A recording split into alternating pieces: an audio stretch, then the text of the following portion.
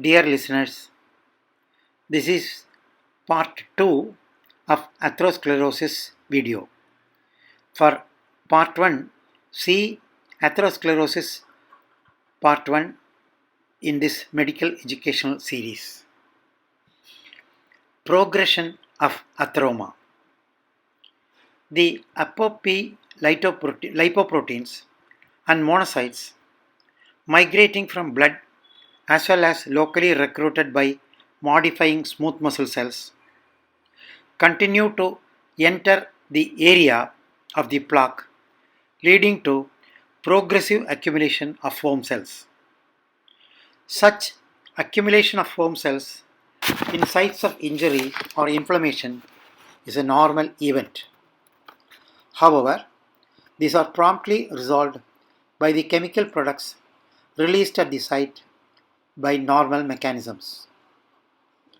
But it is the failure of resolution of these foam cells called macrophage chemostasis, that is cellular paralysis, by the locally released substances that is at the heart of progression of atherosclerosis. At least a fraction of the macrophage population in plaque undergoes apoptosis, that is, cells are programmed to die and they are normally eaten up or phagocytosed by other healthy macrophages in the area. But unfortunately, during the early progression of atherosclerosis, clearance of foam cells cannot keep pace with the accumulation of foam cells laden with lipids. Hence, the atherosclerotic plaque grows in size. As more and more foam cells accumulate, this creates a toxic environment in which normal macrophages are not able to remove these abnormal foam cells. The central area of the atherosclerotic plaque has dying or dead macrophages, which releases inflammatory products and blood clotting, that is thrombotic factors. This forms a cholesterol-rich groove in the center of the plaque. Other white blood cells such as lymphocytes also play a less significant part in plaque formation. This picture shows a section of an artery. Adjacent to the vascular lumen is the innermost layer, that is single layered endothelial cell layer, which is firmly bound to the underlying basement membrane. This layer is called tunica intima. This is bordered on the outside by the internal elastic lamina. Between the internal elastic lamina and external elastic lamina are smooth muscle cells and elastic fibers. This layer is called tunica media. Outer to it is the tunica adventitia layer containing connective tissue, that is fibroblasts and their products collagen, elastic fibers and extracellular matrix, with vessels called vasa vasorum. They are the small vessels supplying the blood vessel itself, and small nerves. By the way, dear listeners, this video is made possible by the makers of Prescribon, an e-prescription software available freely for doctors. Doctors who are interested in this e-prescription can avail of it freely by visiting the website www.prescribon.com. The smooth muscle cells are normally in various degrees of contractile state. They serve to maintain the vascular tone in response to a variety of stimuli by either contracting or relaxing. If endothelial cells are activated, they produce substances to attract white blood cells and suppress nitrous oxide. Nitrous oxide dilates blood vessels. Nitrous oxide production, thereby increasing the arterial tone and adversely affecting the blood flow to tissues. This is true of coronary arteries as well. Coronary arteries are the blood vessel network supplying blood to heart tissue. Activated endothelial cells also stimulate proliferation of smooth muscle cells, which are normally confined to the tunica media as explained earlier, which migrate into the intimal space and synthesize collagen fibers, which form the fibrous cap of the plaque. The smooth muscle cells have inherent properties of inflammatory cells. Just like macrophages, they also have phagocytic properties and become engorged with lipoprotein derived lipids appearing as a macrophage foam cell like state. The smooth muscle cells, if stimulated, can produce extracellular matrix ECM, which is a mixture of collagen and elastic fibers, glycoproteins, and proteoglycans.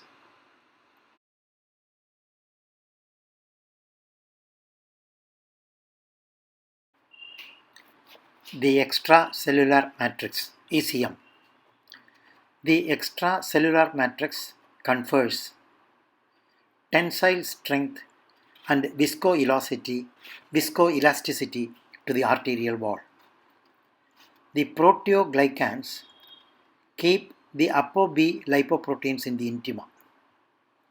These lipoproteins are susceptible to oxidation and glycation, that is the attachment of sugar to a protein or lipid, which worsens atherosclerosis. The components of the extracellular matrix are found distributed in a reticular distribution throughout the inner plaque area and also form a fibrous cap overlying the lipid-rich necrotic core. The extracellular matrix confers the plaque structure and stability. Disruption of this fibrous cap, discussed below, is an important factor in bringing about acute vascular catastrophes. This picture shows an atheromatous plaque within the intimal layer and the fibrous cap. The resulting luminal narrowing is also shown. Macrophages settled in the intimal area undergo apoptosis, that is programmed cell death. Cells given instructions by the body to self-destruct. In advanced atherosclerotic lesions, apoptotic macrophages necrose, that is die, and merge together to contribute to a lipid-rich necrotic center. When the plaque ruptures into the lumen, a tissue factor contained in this area contributes to the formation of intraluminal clot formation. Neovascularization in atherosclerotic plaque. Human arteries possess a micro blood vessel network in their adventitial layers called vasa vasorum. See figure section of artery wall earlier in this discussion. These smaller arteries supplying the artery originate at branch points at regular intervals and run longitudinally along the vessel wall, providing nutrients to blood vessel. Oxidation of phospholipids in the plaque stimulates the production of vascular endothelial growth factor, that is VEGF, by monocytes and endothelial cells. VEGF is responsible for the formation of new endothelial cell sprouts which form immature leaky microvessels within the plaque. These so-called new vessels provide a site for entry of inflammatory monocytes that perpetuate the atherosclerotic process.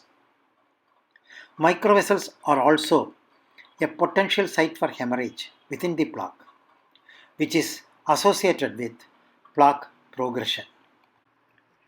Plaque calcification. Calcification occurs in cells within the lipid-rich necrotic core. In some cases, calcification progresses and becomes extensive, especially in older persons. Plaque size and luminal size. At least initially, even if the plaque enlarges in size, the lumen area is not decreased. Up to a value of 40%, the percentage of stenosis has not much effect in decreasing the luminal cross-sectional area, but beyond that value, the luminal area decreases. Progression of atherosclerosis.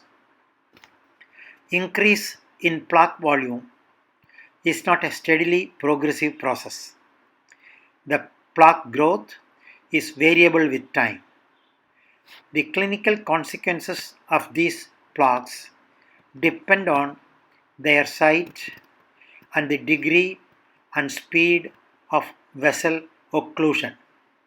In addition, at any time, abrupt events such as hemorrhage within the plaque, erosion of plaque into the lumen of blood vessel, and rupture of the fibrous cap can occur. This picture shows an atheromatous plaque rupture and hemorrhage into the lumen of the artery, which has formed a thrombus, that is clot, inside the lumen. Subsequent healing after acute events is by smooth muscle proliferation and matrix deposition. As a result, the plaque may further grow in size and increase the blood vessel lumen narrowing. Acute coronary syndromes. An atherosclerotic plaque may develop over a period of several years and remain silent or subclinical, that is, without causing any symptoms. Erosion, that is, the patch of endothelium overlaying the plaque, gives way and breaks off into the lumen, or rupture of the atheromatous plaque into the lumen can cause sudden, that is acute, decrease in blood supply to that area of the body. This is very commonly occurring in the heart, leading to what is commonly known as heart attack. Erosion and rupture.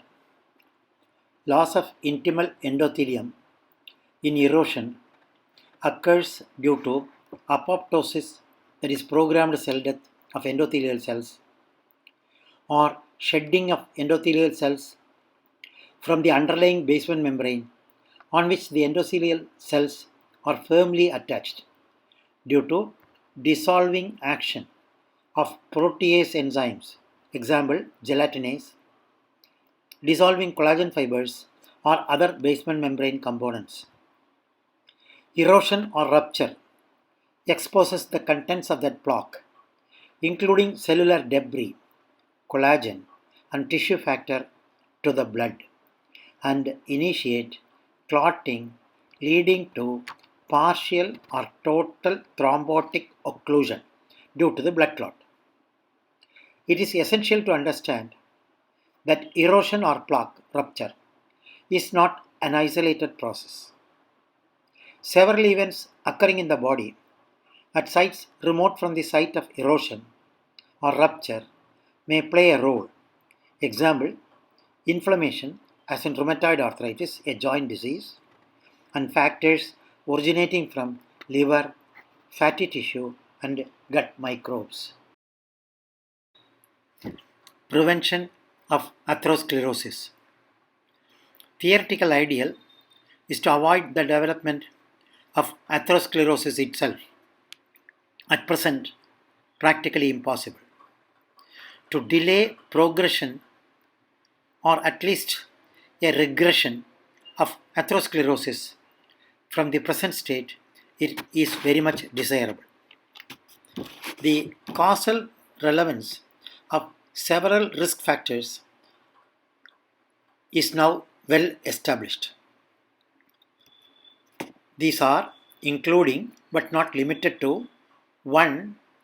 Cholesterol hypercholesterolemia, especially LDL cholesterol, smoking, adiposity, that is obesity, 4. Blood pressure, that is hypertension, 5. Diabetes mellitus, 6.